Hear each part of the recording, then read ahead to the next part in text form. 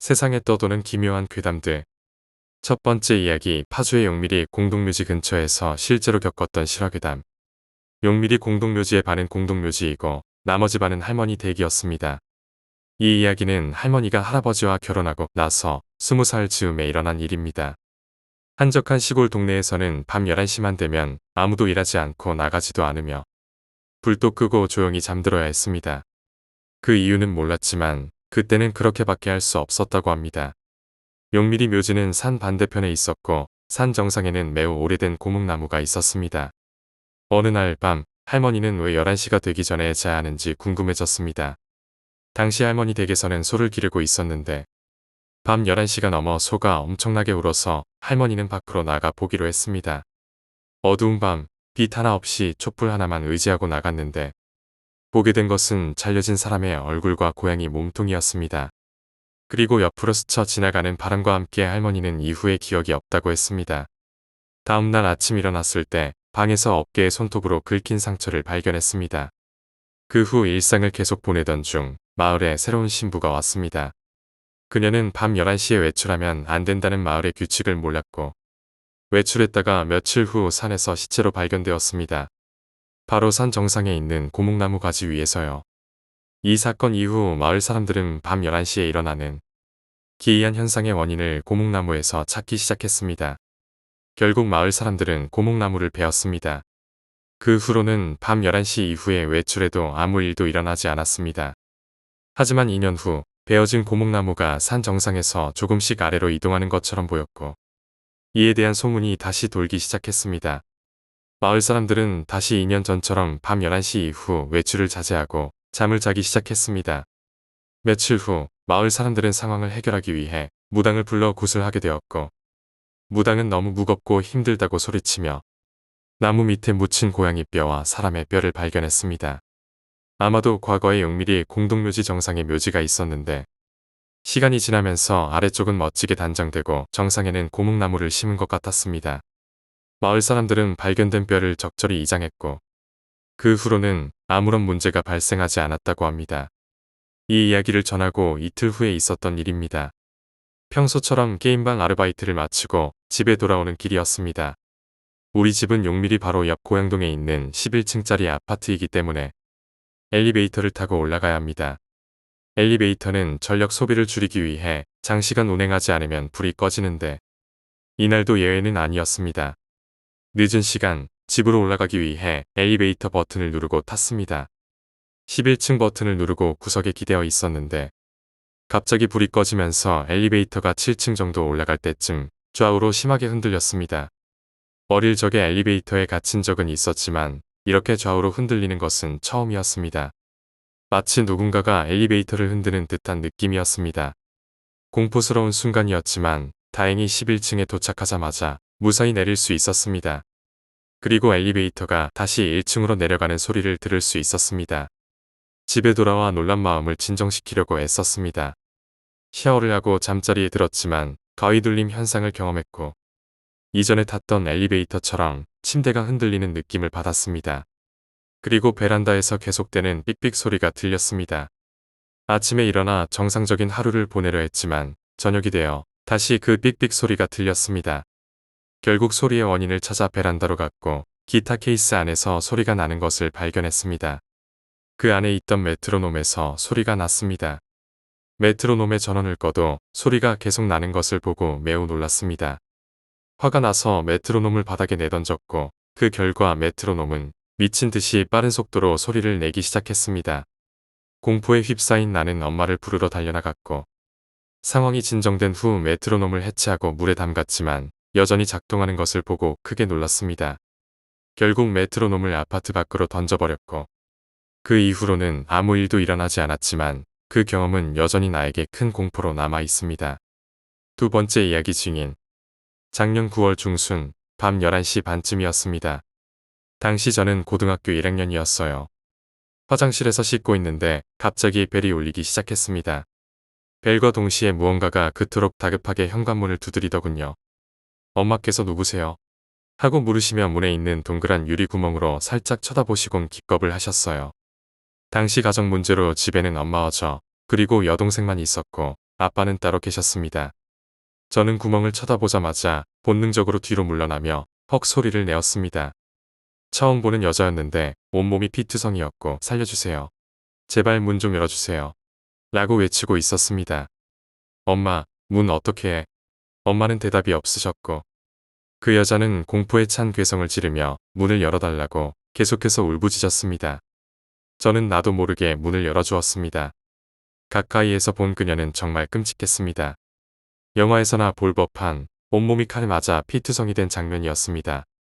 그녀는 얼굴에 칼집이 나 있었고 입고 있던 노란색 원피스는 상체는 피범벅으로 원래 색깔조차 알 수 없었고 스커트 부분은 오줌을 지려서 흥건히 젖어 있었습니다. 신발도 신지 않았습니다. 엄마는 즉시 새콤에 신고하셨고 우리 아파트 담당 경비업체가 아주 빨리 왔습니다. 그 사이 그 여자에게 상황 설명을 해달라고 했습니다. 그녀는 저요. 지금 죽을 뻔했어요. 저는 온몸에 소름이 돋았습니다. 12층 친구 집에 놀러 갔는데 사소한 말다툼이 일어났어요. 근데 그 친구가 갑자기 칼을 들이밀면서 너 진짜 찔려볼래? 라고 하더니 갑자기 제게 칼을 더 이상 말을 잇지 못했습니다. 경비원들은 그 여자를 데리고 가면서 엄마도 함께 데려갔습니다. 나중에 엄마가 돌아오셔서 그 여자와 친구 사이에 문제가 좋게 해결되었다고 말씀하셨습니다. 그 여자는 엄마에게 고맙다며 나중에 살해라도 하겠다고 하며 번호를 적어주었다고 합니다. 엄마는 집에 잘 들어갔는지 확인하기 위해 그 여자에게 전화를 했고 그녀는 전화를 받지 않았습니다. 며칠 후에 알게 된 사실이지만 그 여자는 12층 친구에게 살해당했다고 합니다. 세 번째 이야기 제발 스스로 죽지 마. 야자가 끝나고 밤이 깊어졌습니다. 집에 가려면 언덕을 내려가야 하는데 그 옆으로는 기찻길이 보입니다. 그날은 이상하게 그 길을 보고 싶지 않았어요. 하지만 집에 가야 하니까요. 무거운 가방을 이끌고 내려가다가 문득 기찻길 옆에 뭔가가 서 있는 것을 보았습니다. 사람 형태로 시꺼멓더군요. 그 시간에는 기찻길을 관리하는 공무원들도 퇴근했을 텐데 왜 거기에 사람이 서 있나 싶었습니다. 그 사람은 몇 발자국 떨어진 곳에서 고개를 숙이고 가만히 있는 것이 마치 무언가를 망설이는 듯했습니다. 제가 그냥 지나가려는 찰나 기차가 온다는 신호소리가 들렸습니다. 그 땡땡땡 하는 소리와 함께 건널목에 막대기가 내려가더군요.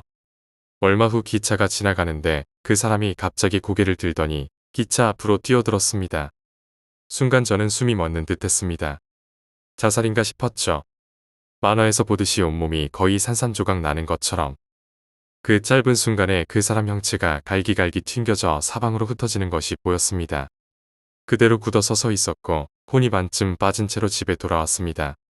자려고 눈을 감으면 그 튕겨져 가던 장면이 떠올라 그날 밤은 거의 새웠습니다.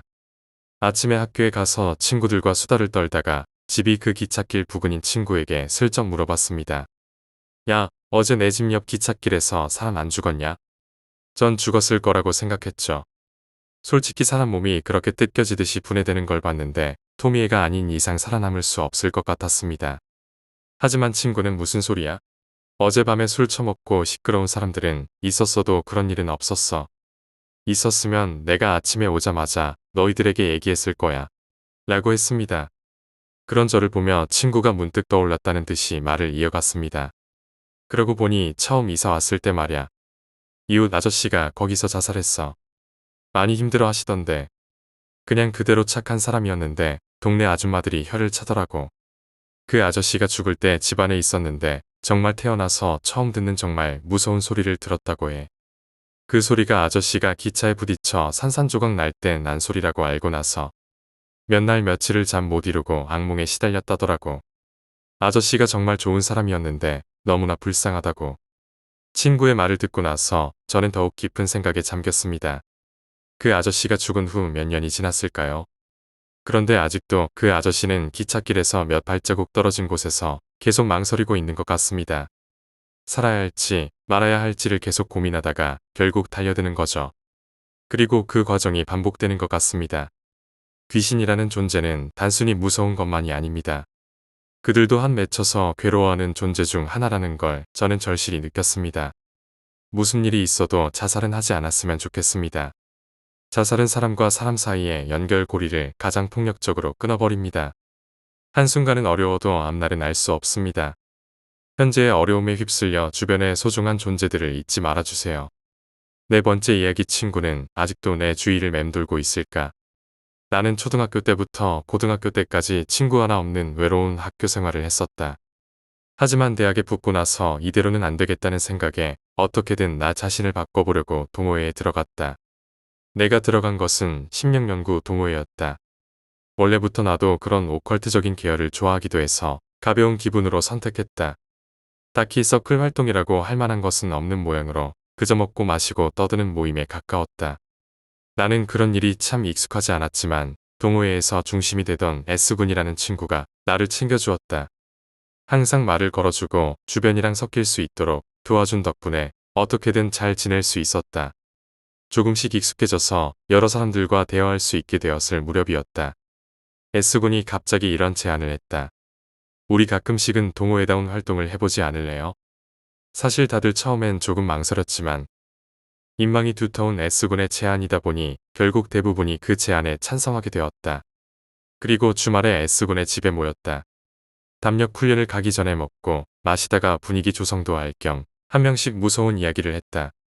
이윽고 내 순서가 되어 친척인 타카시상에게 들었던 무서운 이야기를 했다. 이제까지 들었던 이야기들 중 가장 무서운 이야기라고 칭찬 일색이었다. 다들 나를 다시 봤다며 친근하게 대해주었다. 전보다 더 가까워진 기분이 들었기 때문에 즐거운 마음으로 담력 훈련을 하러 나갔다. 담력 훈련에 참가한 멤버는 9명으로 각각 4명과 5명의 두 그룹으로 페어에 들어갔다. 내가 속한 그룹은 S군과 O군, 그리고 M장과 나까지 이렇게 4명이었다. 먼저 선발대가 한 바퀴 돌고 난 후 후발대가 들어가기로 했다. 페어에 들어갔다 온 선발대는 무서웠다. 상당히 섬뜩하다. 등등 감상을 들려주었다. 후발대인 우리는 잔뜩 긴장하며 페어 안으로 들어갔다. S군과 O군은 익숙한 듯 담담히 걷고 있었지만 M장은 내 뒤에서 내 옷자락을 잡고 따라오며 둘이서 주춤주춤 걷고 있었다. 상당히 안쪽까지 갔을 때 갑자기 캉캉하는 소리가 나더니 S군이 나에게로 와서 귓속말을 했다. 우리 같이 화장실 가지 않을래? S군도 역시 이런 곳은 혼자 가기 무섭구나. 나와 S군은 나머지 둘에게 먼저 가 있어 라고 말하고 화장실로 갔다. S군은 혼자서 성큼성큼 들어가더니 지하실이 있는 곳에서 이 안이 좋겠다. 남들에게 안 보이겠지. 라고 하더니 지하실 계단을 내려갔다. 지하실까지 내려가야 한다는 게 상당히 겁나긴 했지만 위에서 혼자 기다리는 게 더 무서울 거라는 생각이 들어 S군을 따라 밑으로 내려갔다. 나도 지하실에 들어가 랜턴으로 안을 비춰보았지만 S군이 없었다. 그 순간 등 뒤에서 기기기하는 둔탁한 소리와 함께 지하실 문이 닫히는 소리가 났다. 처음엔 뭐가 뭔지 파악이 되지 않아 잠시 멍하니 있다가 곧바로 문으로 달려가 문을 두드리며 S군을 불렀다. 하지만 문 너머에서 작은 소리로 계단을 올라가는 발소리가 들렸다. 암흑 속에서 멀어져가는 S군의 발소리를 들으며 머릿속이 공포로 마비되고 말았다. 그 후로는 기억이 없다. 반광난 상태로 필사적으로 S군의 이름을 부르며 문을 두드리던 것이 기억날 뿐이었다. 이틀 뒤 구출되었던 거 뒤외에는 기억이 없었다. 나를 구해준 사람은 O군이었다. 갇힌 것은 단 이틀뿐이었지만 격렬하게 날뛰었던 탓인지 오른쪽 손목에 금이 가서 일주일간 입원을 하게 되었다. 내가 무사히 퇴원한 다음 날 O군과 M쟁이 우리 집으로 왔다. 그들은 나를 보자마자 미안하다고 했다. 그리고 M쟁은 자초지종을 설명해 주었다. 둘이서 가고 있는데 S군만 오더라고. H군은 어디 있냐고 물어봤더니 속이 메스꺼워졌다길래 선발대한테 말해서 집으로 보냈다고 했어. H군이 걱정이었는데 나와 보니까 선발대 차도 가고 없길래 먼저 간 줄 알았어. H군도 월요일에 수업이 있으니까 그때 볼 수 있을 줄 알았거든. 근데 월요일이 되어도 H군이 안 오니까. 그래서 내가 선발대였던 사람한테 H군이 그렇게 아팠었냐고 물어봤어. 그랬더니 H군이 몸이 안 좋아져서 좀 쉬었다 가야겠다고. S군이 우리 먼저 가라길래 우린 우리끼리 왔는데 이러는 거야. S군한테 물어봤더니 자기는 모른대. 너무 이상하잖아. 그래서 내가 O군한테 말해서 O군이 S군한테 직접 따져서 폐허에 가두었다는 걸 알게 된 거야. 그래서 둘이서 지하실로 찾으러 갔었어. O군은 다음날 학교에서 싱글벙글 웃고 있는 S군을 보고 너무 화가 나서 주먹을 날렸다고 한다. 너 미친 거 아냐? 정말로 죽일 생각이었어? 화가 나서 소리치는 오군을 보며 S군은 능글능글하게 이렇게 말했다고 한다. 그 자식 요새 주제를 모르더라고. 근본적으로 음침한 자식이 말이야. 말 좀 걸러줬다고 M짱한테 친한 척이나 하고 말이지. 죽어도 아무도 신경 안 쓸걸. 자초지종을 듣고 솔직히 화가 나기보다는 공포로 몸이 떨렸다. 그런 사람이 존재한다니. 이제까지 아무것도 모르고 그런 사람하고 친하게 지내려고 했다니. 나는 무서워서 참을 수가 없었다. 경찰에 신고할까? 라고 오구는 나에게 물었다. 하지만 그런 인간은 보복할 수도 있다는 생각이 들었다. 더 이상 엮이고 싶지 않았다. 나는 경찰에는 신고하지 않기로 했다. 그 후 오군과 M짱이 주변 사람에게 이 사건을 이야기해준 덕분에 S군의 본성을 알게 되어 아무도 그의 곁에 다가가지 않게 되었고 그는 어느새인가 학교에서 모습을 감추게 되었다. 다섯 번째 이야기 일본의 스토커 사건. 일본에서도 스토커 사건이 급증하고 있습니다. 과거 3년간 보고된 살인 혹은 살인 미수 사건은 17건. 상해와 폭행 등을 포함하면 1000건에 이르는 스토커 사건이 일어나고 있습니다.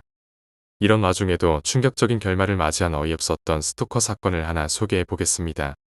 이 사건을 담당한 히와타시 씨에게 이야기를 들었습니다. 1998년 1월 도내에 거주하는 야마모토가 퇴근하여 집으로 귓가에 보니 그의 집 앞에 한 명의 여성이 서 있었습니다. 그녀는 야마모토 씨가 이전에 잠시 사귀었던 케이코라는 여성이었습니다. 헤어진 지 반년이 된 사이였죠. 더 이상 그녀와 만날 이유는 없을 터였습니다. 그러나 그 여성은 야마모토를 잊지 못하고 매일같이 집 앞으로 찾아왔습니다. 너무나도 끈질기게 모습을 드러내는 그녀를 불쾌하게 생각한 야마모토는 히와타시 씨의 회사에 상담을 하게 되었습니다. 맨 처음 히와타시 씨도 악질적인 성격의 사건은 아닌 것으로 생각하여 야마모토에게 상황 추이를 보도록 조언을 했다고 합니다. 그러나 1개월 후 야마모토가 귓가에 보니 집 앞에 그녀의 모습은 없었습니다. 안심하고 집으로 들어간 그는 거기서 숨을 들이마신 뒤 그녀는 방 한가운데에서 기다리고 있었습니다. 그녀는 관리인이 문을 열어주었다고 했습니다. 야마모토는 이제 새로운 여자친구가 생겼으니 더 이상 여자친구 행세를 하지 말라고 고함을 질렀습니다. 그러자 케이코는 벼랑간 일어나서 한 손에 들고 있던 칼을 천천히 들어 올리더니 묘한 미소를 지으며 스스로 손목을 그었습니다. 놀란 야마모토가 그녀를 병원으로 데려가 목숨은 건졌지만 한동안 입원하게 되었습니다. 케이코의 이 비정상적인 행위가 두려웠던 야마모토는 그녀가 입원한 사이에 일을 그만두고 본가인 나가노현으로 몰래 이사했습니다. 그러나 이사한 지 3개월 후 그는 상상을 초월하는 공포에 휩싸이게 됩니다. 퇴근해서 가족들이 편히 쉬고 있는 거실로 가자 무려 그곳에는 스토커였던 케이코가 가족들과 즐겁게 이야기하고 있었습니다. 놀란 나머지 말문이 막힌 야마모토에게 어머니는 이 형수가 될 사람이다. 라고 말했습니다. 케이코는 자리에서 일어나 처음 뵙겠습니다. 케이코예요. 잘 부탁드려요. 라고 했습니다. 그녀는 야마모토의 형과 결혼하게 되었던 것입니다. 스토커가 자신의 형과 결혼한다는 믿을 수 없는 결말이었습니다. 그녀는 그 이후로 정말로 결혼까지 해서 아이도 낳았다고 합니다. 이제 그들은 평생 마주하고 살아야 하는 사이가 된 것입니다. 이게 정말로 그녀가 바란 결말이었을까요? 여섯 번째 이야기 어둠 속의 그녀. 친구 F의 이야기를 해보려고 합니다. 대학에서 알게 된 그녀는 몸집이 작고 포근한 이미지의 귀여운 아이였습니다. 그런 그녀를 가만 놔둘 리 없는 남자들에게 F와 소개팅을 시켜달라는 부탁도 많이 받았습니다. 물론 귀찮았기 때문에 들어준 적은 없었습니다. F는 복잡한 가정 환경에서 자랐다는 것 같았습니다. 나는 상세한 사정을 물어볼 만큼 예의가 없지도 않았으며 애시당초 그렇게까지 타인에게 흥미를 갖는 성격이 아니었습니다. 하지만 그러던 어느 날 우연히 술자리에서 F의 입에서 듣게 된 이야기는 학대 그 이상도 이하도 아닌 처사였습니다. F의 부모님은 그녀를 가뒀습니다. 며칠이 지나도록 어두컴컴한 먼지 냄새가 풍기는 전용 장소에 가두었죠. 그 전용 장소는 홈센터에서 흔히 파는 조립식 헛간이었습니다. 정원에 설치되어 그 안에는 불필요하게 된 가전기기나 가구들이 들어 있었습니다. 그녀의 부모님은 헛간 주위를 쇠사슬로 빙글빙글 둘러 튼튼하고 작은 자물쇠 3개를 달아 잠가두곤 했습니다. 창문이나 틈새가 빈틈없이 깡그리 봉합되어 그 안은 낮인지 밤인지도 모를 완전한 어둠으로 채워져 있었습니다. 그녀의 부모님은 엄격했으며 동시에 광기를 내포한 가학성을 지닌 사람들이었습니다. F가 무엇을 잘못할 때마다 그들의 기분에 따라 그녀는 헛간에 갇혔습니다. 처음에는 그저 몇 시간이었습니다. 체벌의 경계를 벗어나지 않을 수준이었죠. 하지만 횟수가 거듭될수록 점점 시간은 길어졌습니다. 고등학생이 되었을 무렵에는 감금 시간이 며칠을 넘기는 것이 일상화되어 가고 있었습니다. 식사를 할 수도 없고 용변을 해결하기에도 적합하지 않은 칠흑 같은 깜깜한 어둠 속에서 F의 자존심과 반항심은 긁히고 깎였습니다. 여간에서는 마음이 동요하지 않는 나조차도 그녀의 이야기에 숨을 죽였습니다. F는 대학생이 되고 자취를 시작했기 때문에 더 이상 갇힐 일은 없었습니다. 하지만 지금도 어둠을 두려워하며 잠을 잘 때도 방불을 절대로 끄고 자지 않는다고 했습니다. 그 무렵 말이야. 나는 어둠 속에서 두려움에 잠식되어 울부짖었어. 목이 다 갈라지도록, 눈물이 마르도록, 그리고 간절히 애원했어. 내가 가장 경멸하고 증오하던 그 상대에게 뭐든지 할게요. 여기서 꺼내주세요. 시키시는 대로 다 할게요. 술에 취한 그녀의 목소리는 이상하게도 또렷했습니다. 오후에는 그래도 좀 나아. 밤이 되면 사방이 잠잠해져. 혹시 알아? 어둠에 익숙해지면 온몸의 감각이 없어진다는 거. 조금씩 어두운 곳으로 녹아들어서 내 자신이 사라져가는 그 느낌. 내가 무슨 말을 해야 할지 몰라 그저 그녀를 바라보자. F는 갑자기 주정뱅이의 흥겨운 말투로 돌아가서 소설 주제로 쓰면 괜찮을 것 같지 않아 하고 웃었습니다. 그리고 그녀는 이제 더 이상 이 세상에 없습니다. 남자친구와 밤을 보낸 어느 날 밤. 그녀는 폭주했습니다. 사정을 모르던 남자친구는 F가 잠이 들고 난 후 방불을 꺼버렸다고 합니다. 한밤중에 어둠 속에서 눈을 뜬 그녀가 짐승 같은 비명을 지른 후 불빛이 비추는 곳을 향하여 창문 밖으로 뛰어내렸습니다. F의 집은 아파트 3층이었습니다. 모든 사람에게 사랑받는 사랑스러운 외모를 가졌던 어느 누구 하나 무시하지 않던 상냥한 F였습니다. 행복해질 수 있는 조건을 모두 갖춘 아이였는데 나는 지금도 때때로 그녀에 대해 떠올립니다. 7번째 이야기 기묘한 왼손. 5년쯤 전의 일입니다. 너무나도 추웠던 연말의 어느 날이었던 것 같습니다. 나는 건널목에서 신호등이 바뀌기를 기다리고 있었습니다. 역 앞이라서 평소에도 교통량이 많기는 했지만 12월이기도 해서인지 차량은 평소보다 꽤나 많았습니다. 나는 추위에 떨며 한시라도 빨리 집에 가고 싶어서 아직은 빨간불인 신호등을 노려보고 있었습니다. 문득 옆쪽에서 한 남자가 슬쩍 앞으로 나왔습니다. 홀쭉하게 마른 그 남자는 오른손을 점퍼 주머니에 넣고 왼손으로 핸드폰을 만지작거리고 있었습니다. 어찌나 핸드폰에 열중하고 있는지 횡단보도 건너편에 빨간 신호 같은 건 눈에도 안 들어오는 모양이었습니다. 그 남자는 그대로 신호도 보지 않고 과감히 차도로 걸어갔습니다. 위험하다고 그곳에 있던 모든 이가 그렇게 생각했을 것입니다. 물론 나도 머릿속으로 그렇게 생각했지만 그 말을 직접 입 밖에 내지는 않았습니다. 왜냐하면 그럴 새도 없이 남자는 트럭에 치여버렸기 때문입니다. 나는 평소에도 그로테스크한 영상에 익숙하기 때문에 남자가 치인 순간도 60km 정도로 치였구만. 이런 생각을 하며 그저 멍하니 바라만 보고 있었습니다. 남자의 몸은 그 충격을 이기지 못하고 산산이 흩어졌습니다. 팔이 으스러지고 다리에서는 뼈가 그 얼굴을 들이밀고 빨간 액체를 흩뿌렸습니다. 몇 개인지 모를 조각들이 찢어져 흩날렸습니다. 그 와중에 왼손을 보았습니다. 그 남자가 인간에서 고기 덩어리로 바뀐 주 요인인 그 왼손. 그 남자를 죽인 왼손은 야구로 치면 내구 플라이와 같은 포물선을 그리며 허공을 지나 지면으로 떨어졌습니다. 그러나 무엇인가가 이상합니다. 아스팔트 바닥을 구르고 있었던 왼손이 멈추지 않았습니다. 이미 물리적 관성상 움직일 수가 없는데 왼손은 어째서인지 아직도 굴러가고 있었습니다. 아무리 생각해도 너무 이상했습니다. 집중하여 응시해보니 손은 더 이상 구르지 않았습니다. 손가락은 질서정연하게 애벌레처럼 기며 움직이고 있었습니다. 그 움직임은 정말이지 완만하고 또 고단해 보였습니다. 그리고 그 물체는 확실히 생명과 의지를 가지고 움직이는 하나의 생명체였습니다. 그리고 왼손은 기어서 옆쪽의 군중들 사이로 사라져갔습니다. 후일담이지만 이 사고에 관한 뉴스는 일체 다뤄지지 않았습니다. 하지만 신문에 크지 않은 기사로 실렸습니다. 그 기사에 의하면 그 남자는 즉사였다고 하며 시체는 왼손이 발견되지 않았다고 합니다. 8번째 이야기 기묘한 손톱. 그날은 평소와 다름없이 학교에서 집으로 돌아가던 길이었습니다. 길은 늘 그렇듯 조용하고 한적한 동네의 작은 골목길을 지나야 했습니다. 그날도 무심코 길을 걸으며 핸드폰을 확인하고 있었는데 갑자기 손목에 찌릿한 느낌이 들었습니다.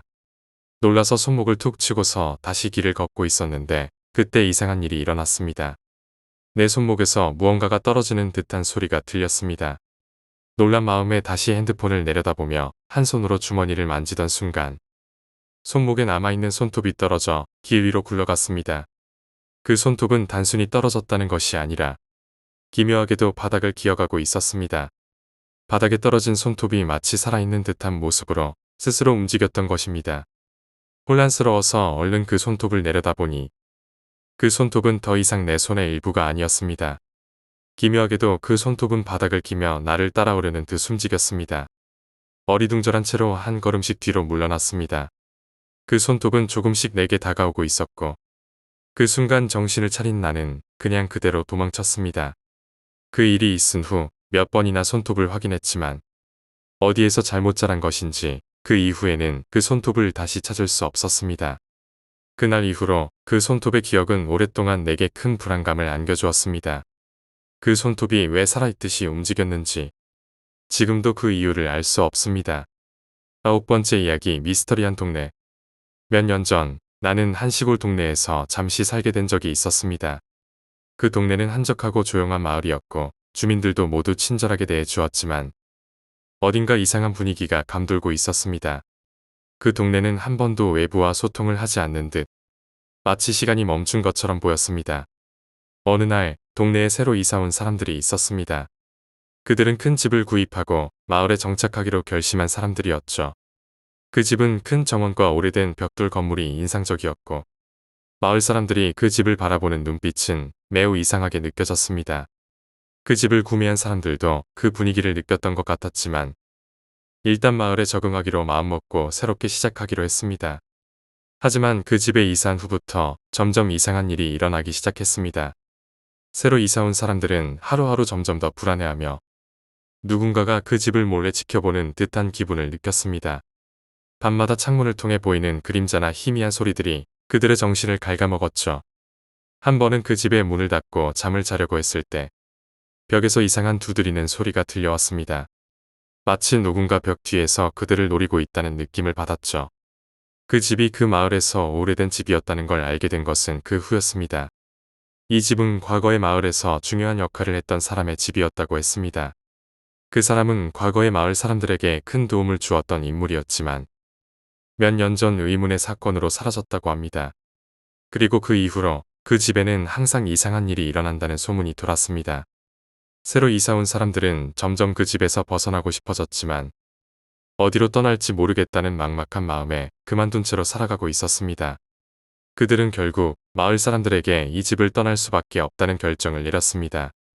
그 집을 떠난 후 마을은 다시 평온해졌고 그 집은 이제 아무도 거주하지 않는 채로 텅 빈 채로 남아 있었습니다. 10번째 이야기 괴물의 얼굴. 고등학교 시절 한 친구가 말하던 이상한 사건이 있었습니다. 그 친구는 다른 사람들과 다르게 자주 꿈을 꾸곤 했습니다.